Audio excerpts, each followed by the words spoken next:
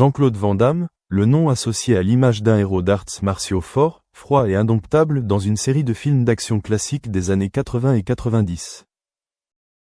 Après de nombreuses années de vie dans le secret et de nombreuses relations brisées, a finalement révélé quelque chose que les fans se demandaient depuis longtemps.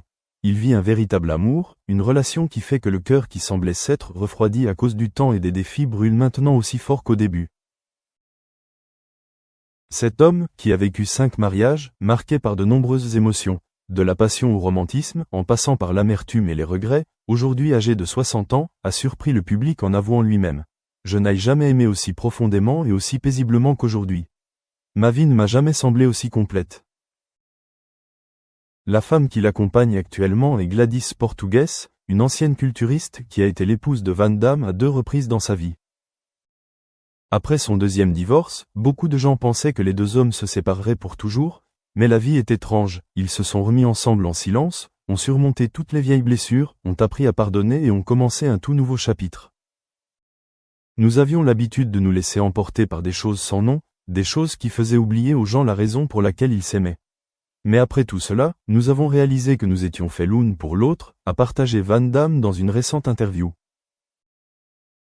Cette relation n'est plus une question de faste du showbiz ou de grandes attentes, mais simplement de compréhension, de présence et de vieillissement ensemble en paix.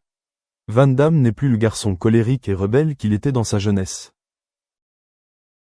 À 63 ans, il médite davantage, pratique le yoga, mange végétarien et passe du temps à la maison à s'occuper de ses animaux de compagnie et à jardiner, des choses qui semblent déplacées pour une machine de combat, comme lui. Elle était la seule personne qui m'a fait me voir, pas Jean-Claude Van Damme à l'écran, mais Jean-Claude, comme une personne normale, parfois faible, cynique, mais toujours désireuse d'être aimée et comprise, a-t-il dit de Gladys avec un regard calme et sincère. Leur retour cette fois-ci n'a pas été bruyant, ni annoncé à voix haute. Les 2 vivaient tranquillement dans une maison près de la côte en Californie, où chaque matin Van Damme se réveillait, préparait du café pour sa femme, puis promenait le chien ensemble. Parfois, ils pratiquent les arts martiaux dans l'arrière-cour, tandis qu'elle s'occupe du jardin. Nous n'avons besoin de rien de plus que cela, pas de flash, pas de tapis rouge, juste de la présence de l'autre, a-t-il souri. Ses enfants, Christopher et Bianca Van Damme, soutiennent ces retrouvailles. Ils ont vu leur père traverser de nombreuses relations et de nombreuses tristesses, et ils voient aussi clairement à quel point leur père est heureux maintenant lorsqu'il retourne auprès de la mère qui a partagé de nombreux hauts et bas dans la vie. Je n'ai jamais vu mon père aussi paisible, a confié Christopher dans une courte interview. Ils ont appris à s'écouter, à ralentir et à vivre pleinement. Tout au long de sa carrière, Jean-Claude Van Damme a connu des hauts et des bas. D'une star d'action hollywoodienne recherchée à une période de toxicomanie, boudé par l'industrie cinématographique, et devant recommencer sur de petits projets. Il a connu une solitude extrême en voyant sa réputation s'estomper, en étant marginalisé, avec le sentiment que tout ce qu'il avait travaillé si dur à construire avait disparu. C'était la période la plus sombre. Je me regardais dans le miroir et je ne me reconnaissais plus.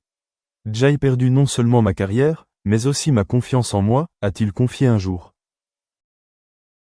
Mais alors, pendant ces jours-là, Gladys, la femme qui avait traversé tant de tempêtes avec lui était la seule à rester en contact, à toujours demander de ses nouvelles, à toujours attendre patiemment le jour où il serait assez fort pour se relever.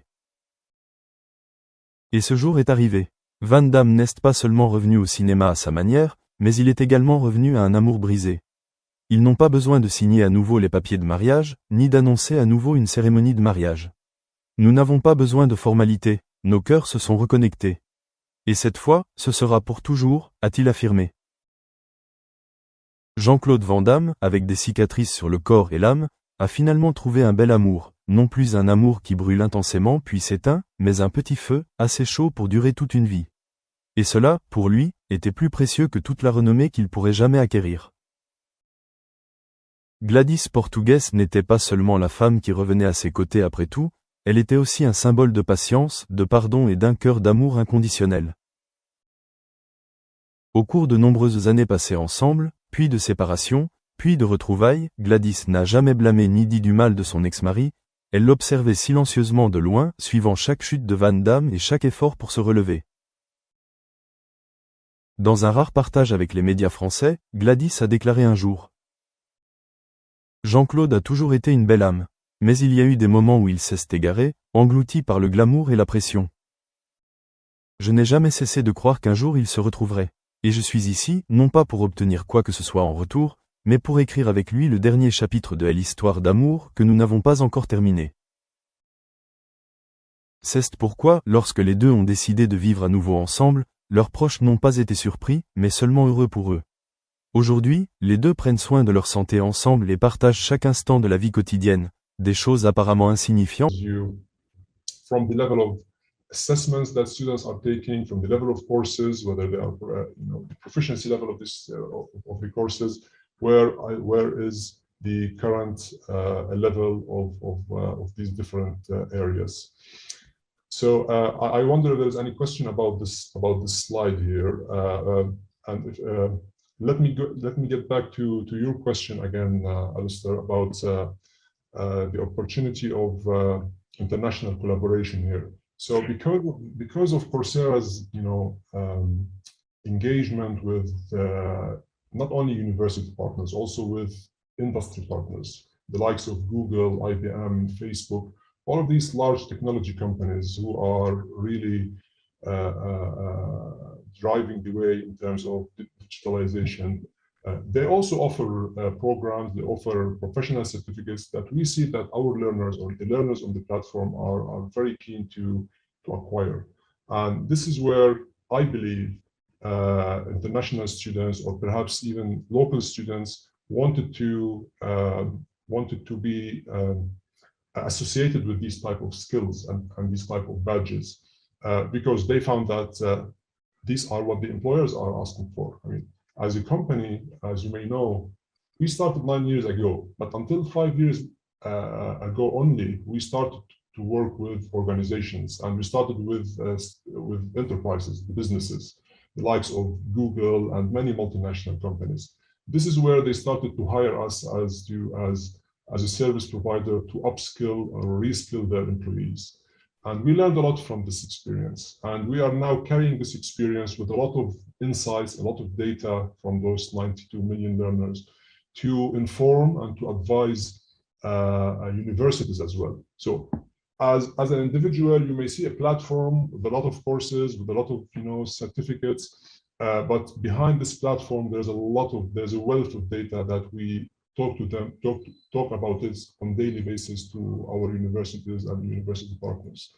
And this is where we can support them a lot in advising and supporting them with their goals and their objectives. Yes. Okay, thank you.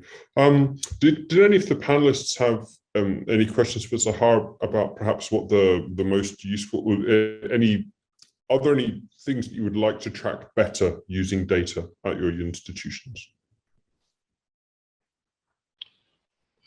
Sorry, Dr. Hussain, yeah, maybe, yes, regarding the last slide presented by Mr. Zahar, I think, these courses, the period of these courses takes